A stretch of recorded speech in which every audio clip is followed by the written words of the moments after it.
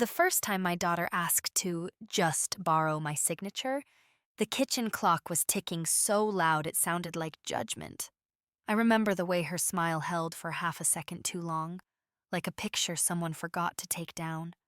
And I remember thinking, with a tired kind of hope, that maybe this was simply what motherhood looked like at 68, swallowing doubts so your child could keep breathing. My name is Margaret Caldwell, and I've lived long enough to recognize the difference between need and appetite. I didn't always. I used to confuse love with surrender. I used to believe that if I kept giving, the giving itself would be returned to me someday, in some quiet form of gratitude. That's what I told myself after my husband, Harold, died in the spring of 2017, when the dogwoods were in bloom and the hospital rooms smelled like antiseptic and wilted lilies. Harold was the kind of man who kept receipts in labeled envelopes. He paid every bill 2 weeks early and wrote the check numbers in the ledger like it was a sacred text. When he got sick, the paperwork became my language for survival. Insurance forms, co-pays, the stack of statements from the cardiologist, the pink past due notice that came once when his disability check arrived late. After he passed, the house went quiet in a way that felt physical, like the air had thickened. I would stand at the mailbox every afternoon just to hear the metal creak when I opened it, because it was proof I was still part of the world. My daughter, Elaine, came more often in those first months. She brought casseroles in disposable pans and a brightness that felt practiced. She was in her mid-40s then, still pretty in a sharp way, with hair that always looked recently styled. She hugged me too tightly, as if the force could substitute for time. "Mom," she'd say, drawing the word out like it was soft. "You shouldn't be alone right now." I let myself believe it. I wanted to. When you've buried the person you plan to grow old with, you start reaching for anything that resembles a handrail. At first, it was small things. She offered to set up automatic payments for my utilities because, she said, those online portals are confusing. She had me hand her my laptop, and she clicked through pages with quick confidence, the glow of the screen reflecting in her eyes. "See? Easy," she said, and I felt grateful. When the phone company sent a notice about a promotional rate expiring, she called them while I listened. Her voice changed when she spoke to customer service, sweet but firm, like she was playing a role she knew would work. Then came the questions that sounded like concern. "Do you have everything organized, Mom? Your will, your beneficiaries? You know, in case something happens." "Elaine," I said once, laughing a little because it felt morbid. "I'm not going anywhere." "I know," she replied quickly, too quickly. I worry. You're on your own now." On the surface, it made sense. My friends at church talked about estate planning like it was a chore you did alongside changing smoke detector batteries. I had a will drafted years earlier tucked into a folder Harold and I kept in the fireproof box in the hall closet. Harold's life insurance had paid off our mortgage, and his pension left me steady, not wealthy but stable. I had savings. I had the house. I had the small investment account Harold started in the 90s. The one he used to joke was our future cruise fund, even though we never took the cruise. What I also had, what I didn't name until much later, was loneliness that made me vulnerable to the voice that sounded familiar. Elaine began to show up with papers. "They're just routine," she'd say, sliding a manila envelope across my kitchen table between the salt shaker and the sugar bowl. "It's for the bank. They're tightening things up with fraud these days." I'd put on my reading glasses and see headings I didn't recognize. There were forms with fine print and boxes to initial. She'd already filled in most of the information in her neat, slanted handwriting. My name, Margaret Louise Caldwell. My address, my social security number. How did she even have it written down so easily? It made me dizzy, the way my life could be reduced to lines and numbers. "What is this one?" I asked, tapping a page that mentioned durable power of attorney. "It's so I can help you if you get sick," she said, not meeting my eyes. "Mom, it's for your protection. You're always saying you don't want to end up in some situation where strangers make decisions for you." She knew what to say.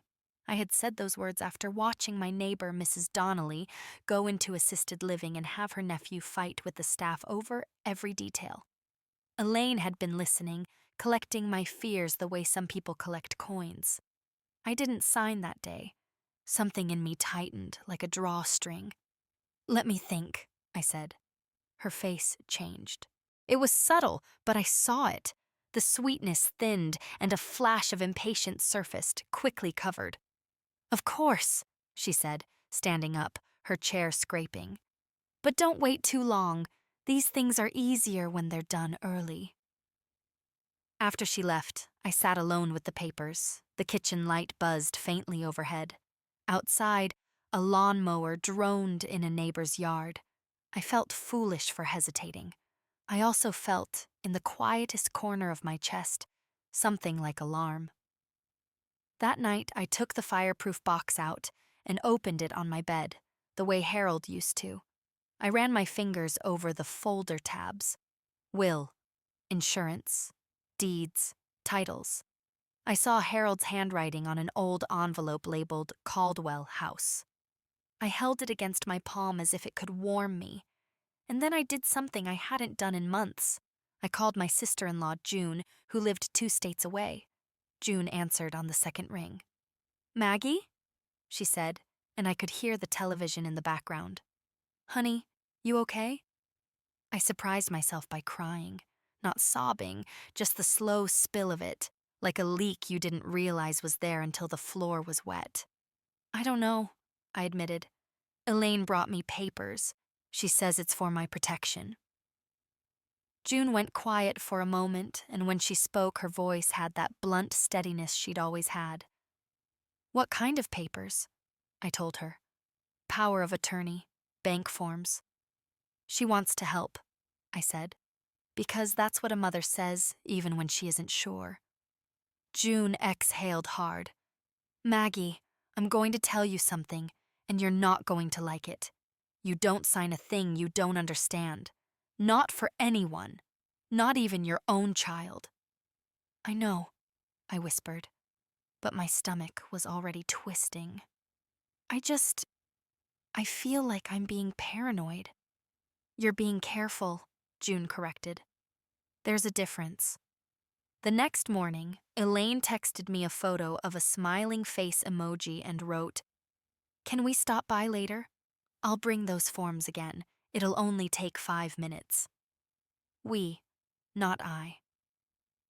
Elaine had remarried a few years earlier to a man named Dennis, who always smelled faintly of cologne and cigarettes. Dennis spoke in jokes that weren't quite funny. When he was in my home, he would look around the way people look at houses they plan to flip, measuring in their minds. I'd catch him glancing at the framed pictures on the wall, at the antique clock Harold inherited, at the built-in bookcase Harold and I refinished together one summer. His eyes didn't linger with memory. They lingered with calculation. When they arrived that afternoon, the sun was low and orange, throwing long stripes across my living room carpet. Elaine came in first, carrying a folder. Dennis followed, hands in his pockets. "Hey, Margaret," he said, like we were coworkers. Elaine kissed my cheek. "Mom, you look tired. Are you eating enough?" "I'm fine," I said, and I meant it. I was, in that moment, fine in a way I hadn't been the day before. Because I had decided I would not let my fear of being alone make me careless. Elaine set the folder on the table and opened it with a little flourish. "Okay, so just initial here, sign here, and we can take it to the bank tomorrow. They said it's better if I'm listed as an authorized person, so I can help with transfers if you ever need it." Transfers. The word sat between us like a stone. Dennis leaned against the counter and picked at a loose thread on his sleeve. "It's smart," he said. "Keeps things simple." I looked at the paper, and I did not touch the pen. "What bank?" I asked. Elaine blinked. "What do you mean?" "What branch did you talk to?" I said. My voice sounded calm, almost casual. "Who told you it's better if you're listed? I'd like to speak with them myself." Her cheeks flushed, a quick wash of color. "Mom, I already did the calling. You hate phone menus." "I can manage," I replied. Dennis straightened slightly. "Why are you making this hard?" he asked. And there it was, the impatience, the edge. Elaine shot him a warning look, then turned back to me and softened her face. "Mom, it's just paperwork. You don't trust me?" That question used to knock the air out of me. It used to make me rush to reassure her, to prove my love. This time, I felt something else rise up. Not anger, exactly. A tired clarity. "I trust you to be my daughter," I said gently. "I don't trust anyone with my name on forms I haven't reviewed properly." Elaine's smile strained. "You're acting like I'm trying to steal from you." Dennis gave a short laugh, and it wasn't warm. "She's getting old," he muttered, like I wasn't sitting there. "They get paranoid." Elaine's eyes widened, feigning shock. "Dennis!" But she didn't tell him to apologize. I stood up slowly, my knees complaining the way they do now, and I closed the folder with my hand. "You should go," I said. Elaine stared at me as if she'd never seen me before. "Mom, not because I'm angry," I continued, keeping my voice steady, "because I'm done being pressured in my own home." For a moment, the room felt suspended. Even the refrigerator's hum seemed louder. Elaine reached for the folder. "Just give those back. I'll take care of it later." "No," I said, and I saw the flicker of panic in her eyes before she buried it. "I'm keeping them. They have my information on them." Dennis pushed off the counter. "Jesus," he said under his breath. "This is why nobody wants to deal with old people." I watched them leave, Elaine walking too fast, Dennis following with his shoulders tight. When the door shut, I stood there with my hand on the doorknob, feeling my heartbeat in my fingertips. I wish I could tell you that was the moment I understood everything. It wasn't. It was only the first crack in the story I'd been telling myself. A week passed. Elaine didn't call. When she did, her voice was overly cheerful, like she was speaking through a filter. "I scheduled an appointment for you," she said. "At the bank, just to update some things. It's routine." "I didn't ask you to," I replied. A pause. "Well, you need it," she said, and the cheer slipped. "Mom, you're being stubborn for no reason. It's not like you can take it with you." That line landed hard. It was one of those sentences that reveals more than the speaker intends. It wasn't about my comfort. It wasn't about my protection. It was about possession. About who thought they had rights to what I'd built. After we hung up, I sat at my kitchen table and looked at Harold's old ledger again. I thought about the years we clipped coupons, the weekends Harold worked overtime, the Christmases when we bought practical gifts because we were saving. I thought about how I had gone back to work part-time after Elaine went to college, not because I loved the job, but because the extra income meant Harold could finally fix the roof without putting it on a credit card. My inheritance, Elaine called it in her mind, like it was already hers. That evening, I pulled out my phone and did something else new. I opened my bank's mobile app, something Elaine had set up for me months ago, and I looked at my recent activity. Most of it was normal. Grocery store, pharmacy, electric bill. Then I saw a transfer that I did not recognize. $2,500, labeled as a payment to an account number I didn't know. My hands went cold. I stared at the screen until the numbers blurred. My first impulse was to assume I'd forgotten. That's how women like me are trained, to doubt themselves before doubting others. But I knew my spending. I knew my habits. I had not moved $1,500 anywhere. I clicked into the transfer details. It showed as scheduled online. A date, a time. It listed the device used. And then, like the slow turning of a key in a lock, a memory surfaced. Elaine had my laptop. Elaine had my passwords written down somewhere safe, she'd said.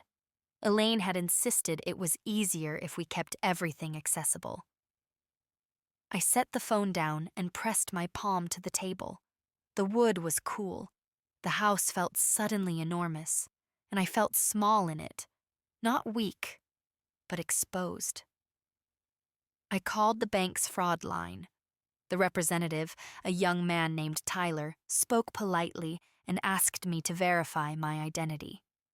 He asked questions about my last deposits, the amount of my mortgage payment, even though it had been paid off, my mother's maiden name. "Mrs. Caldwell," he said after a few minutes, "I do see the transfer you're referring to. It was initiated through online banking." "I didn't do it," I said, and my voice shook just enough to embarrass me. "We can open an investigation," Tyler replied. "We'll need to put a temporary hold on online transfers. I also recommend you change your passwords immediately. Do you have anyone else who has access to your account?" The question hung there. Anyone else? "My daughter," I said quietly. "She helped set it up." There was a pause, just long enough to register. "Okay," Tyler said carefully. "For your protection, I'm going to note that. We may ask for additional documentation. If this turns out to be unauthorized access by someone you know, there are specific procedures." Procedures. Documentation. The words grounded me. This was territory I understood, even through fear. Harold had taught me that paper trails were truth you could hold. After I hung up, I went to the hall closet and pulled the fireproof box out again. I laid the bank statements on the bed and compared them to what I saw on the phone. I wrote dates down in a notebook. I printed the app's transaction page. My printer wheezed like it resented being woken up. When the paper slid out, warm and slightly curled at the edges, I felt a strange relief. Proof. Something real. Elaine called the next morning, her tone clipped. "The bank said you canceled the appointment." "I did," I answered. "You had no right," she snapped. "I have every right," I said. "It's my account." Silence. Then softer. Too soft. "Mom, are you okay? You sound confused." That was the second twist. The way she tried to rewrite reality with one careful word. Confused. Like I was already slipping. Like my doubts were symptoms. I felt my throat tighten. Not with fear this time. With grief. Because some part of me had loved her so purely that I couldn't imagine she would ever reach for my life like it was a purse left unattended. "I'm not confused," I said. "I'm paying attention." She inhaled sharply. "What is this about?" "I saw a transfer," I replied. $2,500. I didn't authorize it." For a moment, she didn't speak. Then she laughed lightly. "Oh my God, Mom, that was for your property taxes. I told you about that."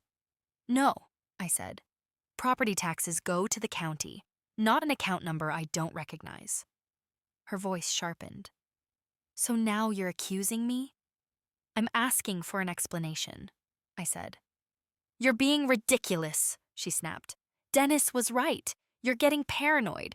Maybe we do need to look into, making sure things are managed properly." There it was again. Managed. Properly. As if I were an object. When we hung up, I sat very still. I could hear my own breathing. I could hear the neighbors' wind chimes tapping gently. The world went on, indifferent to my heartbreak. And that's when I understood something that made my stomach turn and my spine straighten at the same time. Elaine wasn't just taking money. She was testing the edges of my authority. She was trying to see how much of myself I would hand over if she pressed in the right places. I walked into the bathroom and looked at my face in the mirror. The lines around my mouth were deeper than they used to be. My hair was more silver than brown. I looked like what I was. A woman who had endured loss, who had raised a child, who had been kind too often when kindness wasn't safe. "I'm still here," I whispered to my reflection, and the words sounded like a promise. I didn't know the full shape of what I would do yet, but I knew, with a quiet certainty, that I would not be made invisible in my own life, not by paperwork, not by pressure, not even by my own child. That afternoon, I placed the folder Elaine had brought back on my kitchen table. I spread the pages out like evidence. My name, her handwriting, the language about authority and access. I looked at the spaces where she wanted my initials, and I imagined the life those initials could sign away. Then I picked up my phone and searched for the number of the attorney who had drafted Harold's will. His name was Thomas Riley. Harold had always called him Riley the Reliable because he never missed a detail. The receptionist answered, and I asked, in the steadiest voice I could manage, to schedule an appointment. When she offered me a date, I said yes without hesitation. Because sometimes revenge doesn't begin with rage. Sometimes it begins with a woman finally deciding that her signature belongs to her and her alone. The lawyer's office smelled like old books and lemon polish, and the waiting room clock ticked with the same stern rhythm as the one in my kitchen. I sat there with my purse on my lap, both hands wrapped around it as if it might float away. For the first time in years, I felt nervous in a way that had nothing to do with hospitals or funerals. This was different. This was about drawing a line. Thomas Riley looked older than I remembered, his hair thinner, his glasses thicker, but his eyes were still sharp. He greeted me kindly, using my full name, and that alone made me feel seen. When I laid the papers on his desk, I didn't rush my words. I told him about Elaine, about the forms, about the transfer I didn't recognize. I showed him the bank printouts, the dates I'd written in my careful cursive. He didn't interrupt. He just listened, nodding now and then, flipping pages slowly. When he finally spoke, his voice was calm, almost gentle. "Margaret," he said, "you did the right thing by coming here before signing anything." Those words loosened something inside my chest. He explained what the documents actually meant, translating the legal language into plain truth. Some of those forms, if signed, would have given Elaine the ability to move money without asking me again. Others could have limited my control in ways that would have been very hard to undo. "She moved too fast," he said, "and without transparency." I stared at the desk, at a faint scratch in the wood. "She's my daughter," I whispered. Saying it out loud still felt like a defense. "And you're her mother," he replied. "That doesn't cancel out your rights." We talked about options, safeguards, how to lock down my accounts properly, how to document everything without escalating things yet. He suggested changing banks entirely, setting up alerts that would notify only me, and updating my will in a way that reflected my current reality, not the assumptions of 20 years ago. As he spoke, I felt something unfamiliar settle over me. Not relief exactly, but steadiness, like standing on solid ground after realizing how close you were to the edge. When I left his office, the afternoon sun was bright, almost blinding. I sat in my car for a moment before turning the key, listening to my own breath. For years I had thought strength meant endurance. Now I was beginning to understand it could also mean refusal. Elaine didn't call for 3 days after I met with the lawyer, and in that silence I learned how loud my own thoughts could be. Morning stretched longer. I found myself listening to small sounds, the click of the coffee maker, the shuffle of mail through the slot, as if they were witnesses. Every envelope felt heavier than it should have, especially the ones from the bank, their logos sharp against plain white paper. I followed Thomas Riley's advice carefully, though it felt strange doing things quietly, without announcing them the way I used to announce everything to my daughter. I went to a different branch across town and opened a new account in my name alone. The young woman who helped me wore a headset and spoke gently, explaining each step without rushing. She slid disclosures across the desk, and I read every line, even the small print. When she asked if anyone else should have access, I said no, and my voice didn't shake. Back home, I changed passwords. Long ones, clumsy to remember. But mine? I wrote them in a notebook and hid it behind the cookbooks Elaine never liked, the ones with stains on the pages from recipes I'd made 100 times. I called the credit bureau and asked about freezing my credit. The man on the phone sounded surprised, then approving. "Smart move," he said, and I felt oddly proud. Elaine finally showed up on a Thursday afternoon without calling first. I saw her car through the living room window, parked a little crooked, and my stomach tightened out of habit. She knocked once, hard, like she was late. "Mom," she said as soon as I opened the door, brushing past me. Her eyes scanned the room quickly, missing nothing. "Why won't you answer your phone?" "I've been busy," I replied, closing the door behind her. She turned, arms crossed. "Busy doing what?"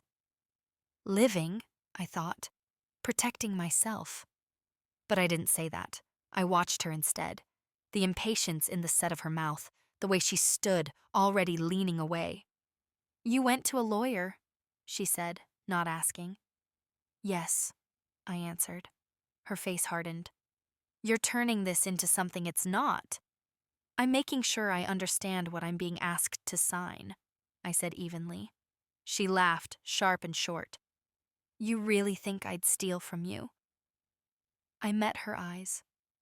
"I think money moved without my permission." Her jaw tightened. "Dennis needed help. It was temporary." There it was, not denial, just justification. "You didn't ask," I said. "I'm your daughter," she shot back. "That money is going to be mine someday anyway." The sentence landed like a slap, not because of the words, but because of the certainty behind them. Someday anyway, as if my life were already a formality. I felt a sadness then that surprised me with its depth. Not anger, grief. For the girl she used to be, the one who used to crawl into my bed during thunderstorms, who once cried because she thought she'd hurt my feelings by breaking a plate. "Elaine," I said quietly, "you don't get to decide when my someday is." She looked away, pacing. "You're being dramatic." "No," I said, "I'm being clear." For a moment, neither of us spoke. The clock on the wall ticked. Outside, a delivery truck rumbled past. Ordinary sounds, holding up an extraordinary fracture. "Dennis says you're overreacting," she said finally. "He thinks you're scared of losing control." That one hurt, because it brushed close to the truth, but not in the way she meant. "I'm scared of losing myself," I replied. She scoffed. "Same thing." She left soon after, her goodbye clipped and cold. When the door closed, I leaned against it and closed my eyes. My hands trembled, and I let them. Strength doesn't always look like stillness. Sometimes it looks like standing through the shaking.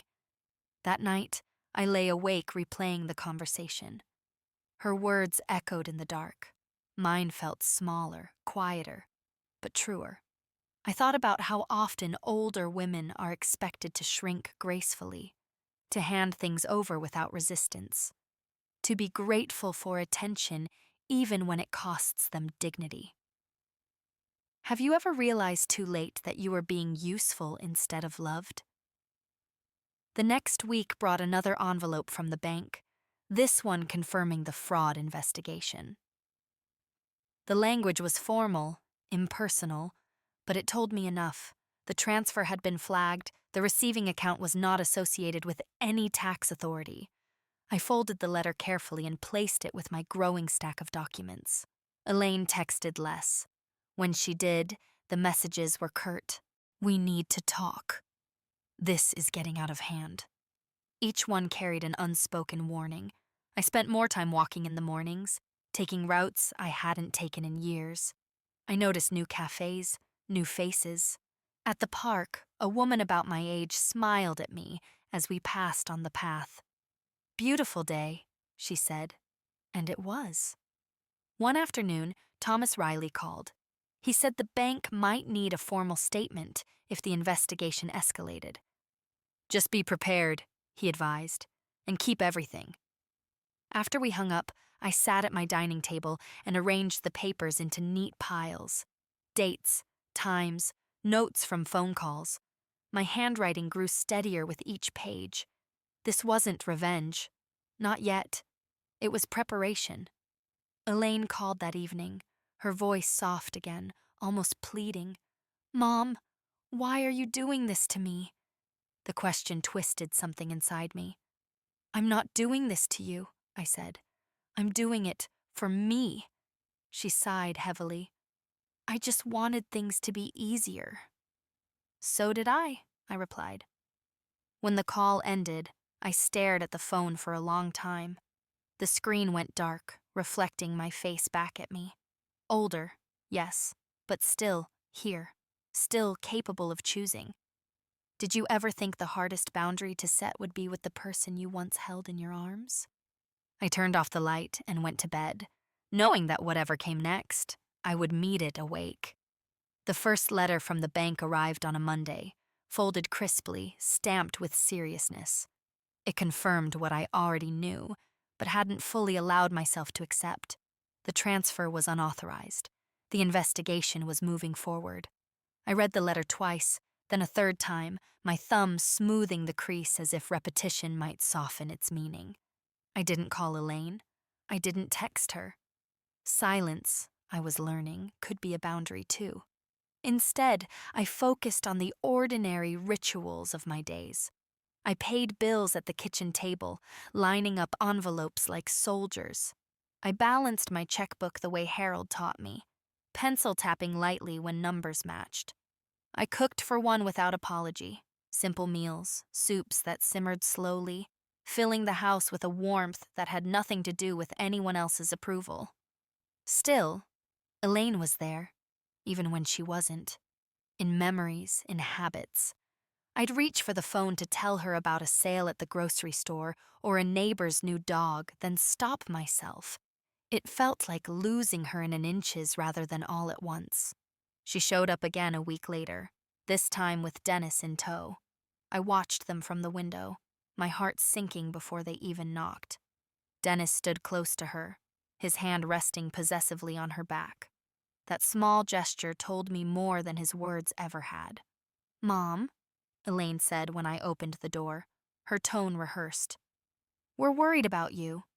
"I'm fine," I replied, stepping aside just enough to let them in, but not enough to invite comfort. Dennis didn't bother with pleasantries. "This bank thing," he said, glancing around the living room as if inventorying it. "You could get Elaine in serious trouble." I met his gaze. If she did nothing wrong, she has nothing to worry about. Elaine's eyes flashed.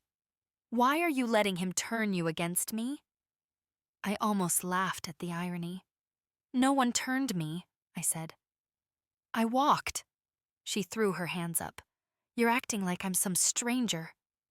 "And you're acting like my life is already over," I replied quietly. The words settled between us, heavy and undeniable. Dennis scoffed. "You can't seriously think you'll manage all this on your own forever." "Forever is a long time," I said, "and I'm managing just fine today." Elaine's voice cracked then, whether from frustration or something real, I couldn't tell. "You're choosing paperwork over family." I felt the sting of that accusation, but I didn't let it sway me. "I'm choosing myself," I said. "Family shouldn't require surrender." They left soon after, anger trailing them like exhaust. I locked the door and rested my forehead against it, breathing through the ache. Standing up for yourself doesn't erase love. It just refuses to let love be used as a weapon. That night, I pulled out old photo albums. There was Elaine at 6, missing her front teeth, grinning proudly. Elaine at 16, arms crossed, defiant and beautiful. Elaine at 30 on her wedding day, eyes bright with plans. I traced the images with my finger, mourning not just what had happened, but what I'd believed would never happen. The phone rang late, startling me. It was Thomas Riley. "The bank has escalated the matter," he said calmly. "They may involve law enforcement for a formal statement. This doesn't mean charges yet. It means clarity." My stomach fluttered, but I steadied myself. "I understand," I said. After the call, I sat in the dark living room, the only light coming from the street lamp outside. I thought about authority, how I'd spent years deferring to it, trusting it, sometimes fearing it. Now I was stepping toward it willingly, not as a victim, but as a witness. Sleep came slowly. When it did, I dreamed of Harold, standing at the edge of our old driveway, waving. I woke with tears on my pillow, but also with resolve. The next morning, I organized my documents again. I labeled folders. I wrote timelines. Each action felt like stitching myself back together. I wasn't undoing the past. I was fortifying the present. Elaine didn't call that day, or the next, and in that space, something unexpected grew. Not relief, not exactly, but room. Room to breathe. Room to remember who I was before I became useful to someone else's plans. I understood then that this wasn't only about money or inheritance. It was about authorship, about who got to write the ending of my story. And for the first time in a long while, I knew the pen was back in my hand. The day the police officer called, it wasn't dramatic at first. It was almost polite, the way official things often are when they're about to change your life. "Mrs. Caldwell?" a steady male voice said. "This is Officer Ramirez with the Financial Crimes Unit. I'm calling in reference to a report your bank filed regarding unauthorized transfers." I was standing at my sink with my hands in dishwater, watching soap bubbles cling to my fingers. The afternoon light was thin and pale, winter trying to settle in early. For a moment, I couldn't speak, not because I didn't understand, but because I did. "Yes," I managed. "I'm here." He asked if I could come in to give a formal statement. He didn't sound accusing. He sounded careful, like someone trained to keep emotion from contaminating facts. We set a time for the next morning. When I hung up, the kitchen felt too quiet again, like the walls were listening. That evening, Elaine sent a single text. "Dennis says you're taking this too far. Call me." No greeting, no question, just a command dressed up as concern. I didn't call. I spent the rest of the night arranging papers on my dining table under the warm circle of my lamp. Bank letters, screenshots I'd printed, notes from phone calls with times and names. I found the original forms Elaine had tried to get me to sign and placed them beside the transaction record, letting the contrast speak for itself. The language on those pages, authority, access, control, felt colder now that I understood what it could have done.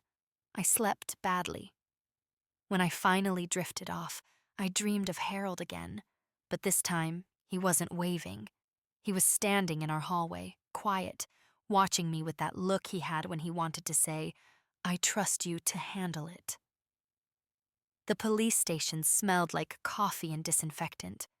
The fluorescent lights made everything look a little washed out, like the world had lost its softness. Officer Ramirez met me at the front desk and led me down a corridor where voices echoed behind closed doors.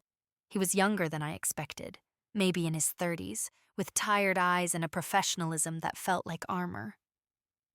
In a small interview room, he offered me water and asked me to tell the story from the beginning. I noticed the camera in the corner, its tiny red light blinking. A record. A witness that didn't forget. I spoke slowly, the way I used to speak to Harold when we reviewed finances. I described Elaine helping with my online banking. I described the forms, the pressure, Dennis's comments. I described the transfer and my discovery of it, and I handed over my documents one by one. Officer Ramirez didn't react much, but when he read the receiving account number, his brow tightened slightly. "You did not authorize this transfer?" he asked. "No," I said, and it came out clean. "I did not." "Did you ever give your daughter permission to move funds on your behalf?" he continued. I swallowed. This was the part that felt like swallowing glass. "I gave her help. I gave her trust. I did not give her permission." He nodded and asked about passwords, devices, who had access to my laptop, whether anyone could have overheard my security answers. I answered honestly, even when the answers made me feel foolish.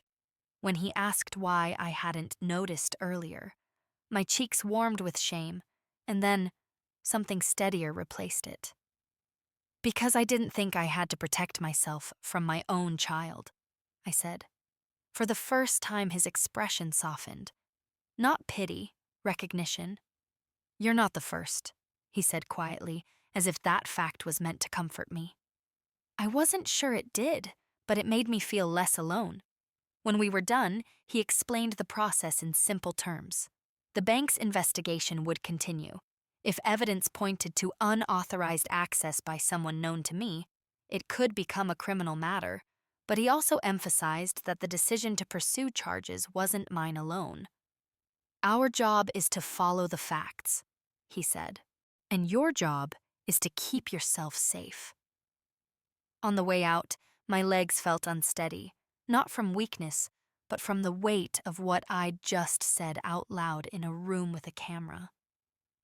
There are truths that change shape the moment you speak them to authority. They become real in a different way. Outside, cold air hit my face, sharp and clean. I sat in my car with the engine off and pressed my hands together, feeling the tremor run through them. I thought of Elaine as a toddler, her hand disappearing into mine.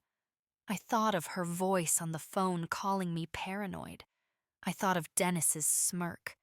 And I realized something that made my eyes sting. They had counted on my shame to keep me silent. Thomas Riley called later that afternoon. "You handled that well," he said, and I could hear papers shuffling on his end, the sound of someone who lived among facts. "Now we continue protecting your assets and your autonomy." Autonomy. The words sounded like fresh air. When I got home, there was a folded note tucked into my doorframe. Not mailed. Hand-delivered. Elaine's handwriting. "Mom, you're humiliating me. Everyone will know. If you stop now, we can move on. Please don't do this." I read it twice. The plea wasn't for forgiveness. It was for control. She wasn't asking what I needed. She was asking me to stop needing. I sat at my kitchen table with that note in front of me and my bank documents stacked neatly beside it. The contrast felt almost symbolic. Her emotional pressure on one side, my evidence on the other. I thought about how often women my age are taught to smooth things over, to sacrifice clarity for peace, to move on, even when we've been hurt, because discomfort is treated like a bigger sin than wrongdoing. But peace that requires silence isn't peace, it's surrender. That evening, my neighbor Carol knocked with a plate of lemon bars. She was a widow too, a few years younger than me, with quick eyes and a voice that could be gentle or fierce depending on what the moment required. I saw a police car near your place earlier, she said softly, not prying but not pretending. Everything okay? For a second, I almost lied. The old instinct rose. Keep the family shame inside the family. Then I remembered Elaine's note. Everyone will know, as if truth was something to fear more than betrayal. I'm handling something, I said carefully. Carol studied my face. Do you need someone to sit with you? The kindness in that question cracked me open.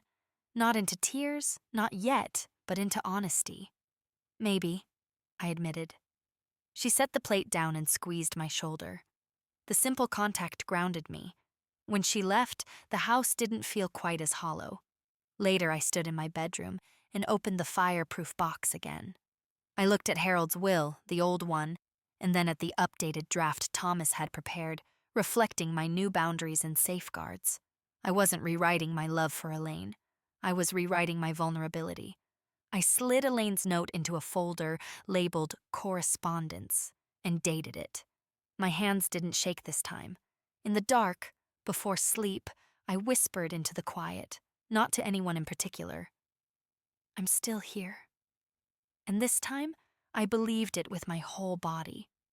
Elaine stopped pretending after the police interview. The softness drained from her voice in our next call, leaving something brittle behind. So, this is really happening, she said. You're letting strangers dig through our family.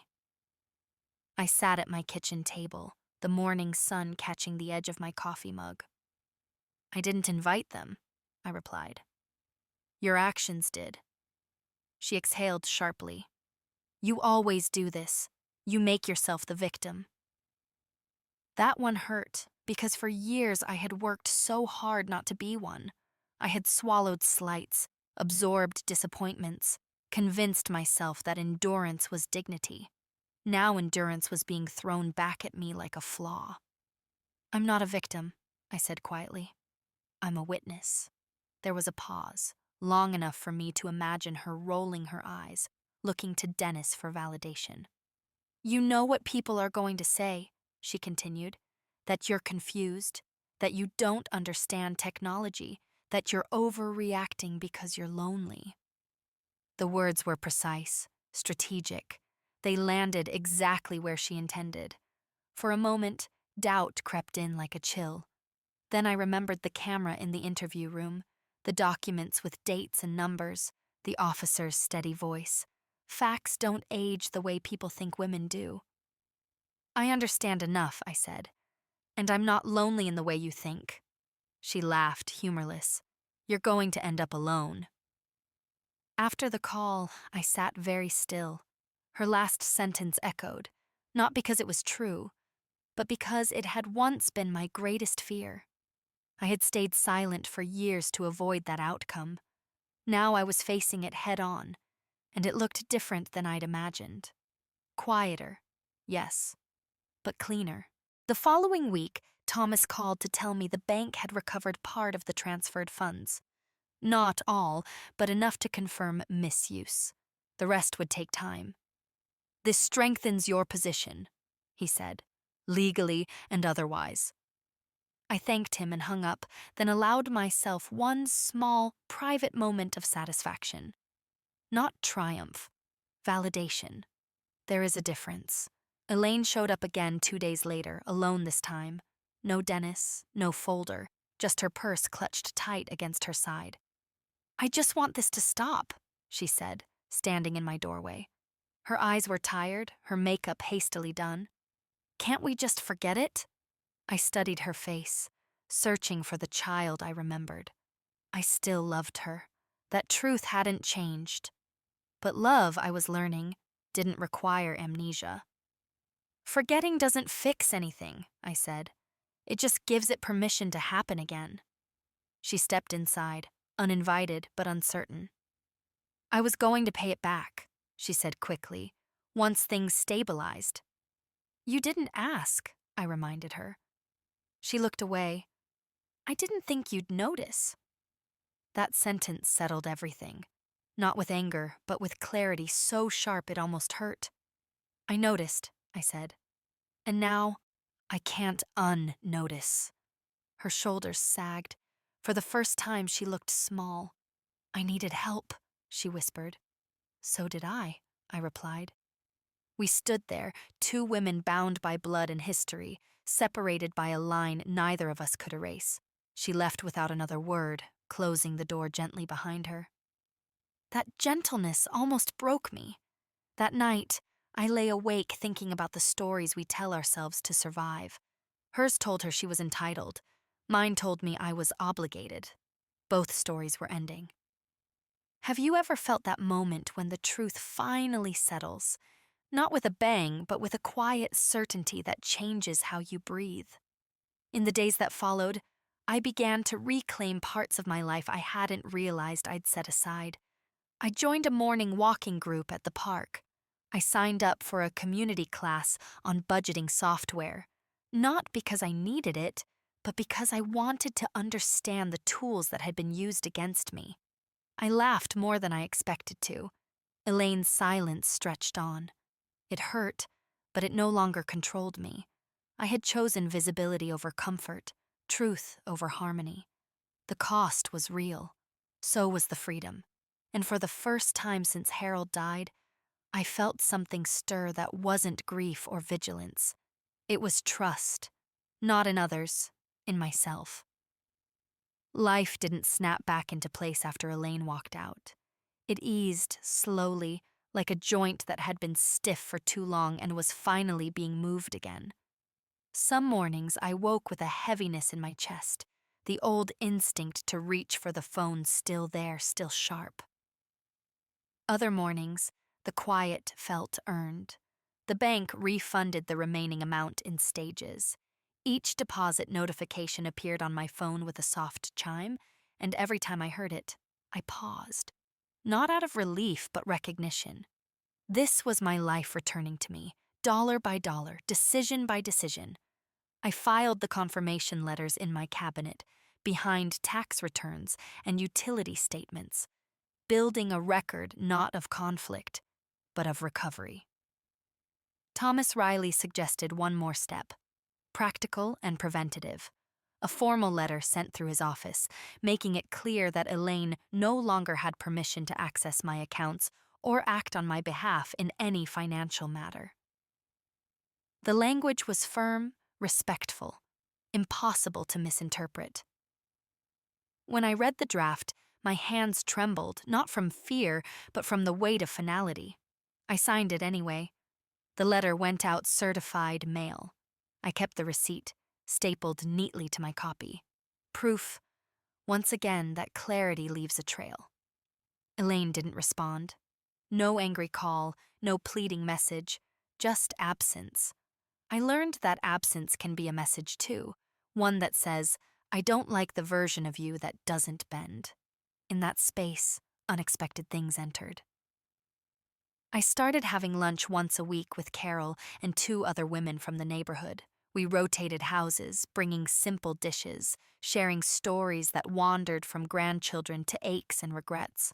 I didn't tell them everything, but I didn't hide either. When I mentioned my daughter in careful terms, no one rushed to defend her. No one told me to forgive faster. They just listened. One afternoon, I found myself laughing, really laughing, at something Carol said about online dating scams. The sound surprised me. It felt rusty but good, like a door opening that hadn't been used in a while. I also went back to volunteering at the library, something I'd stopped after Harold's death because it felt too empty to be surrounded by books without him. Now it felt different. Purpose has a way of returning when you stop giving it away indiscriminately. I shelved books, helped children find stories, answered questions at the desk.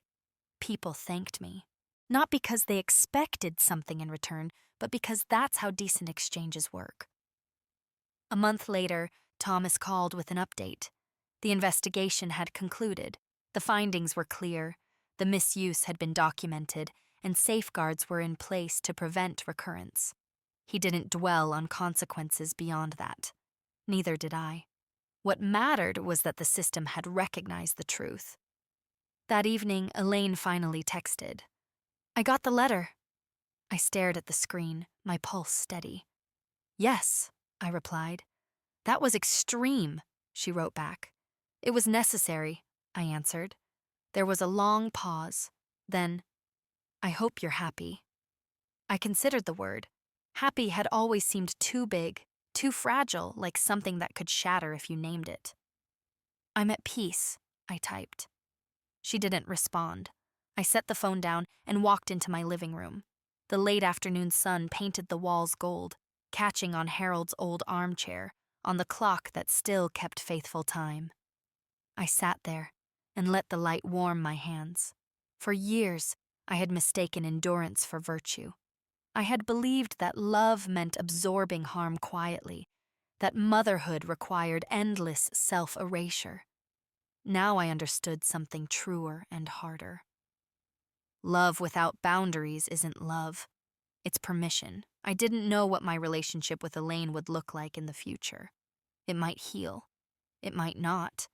But it would not return to what it had been, because what it had been was unsustainable.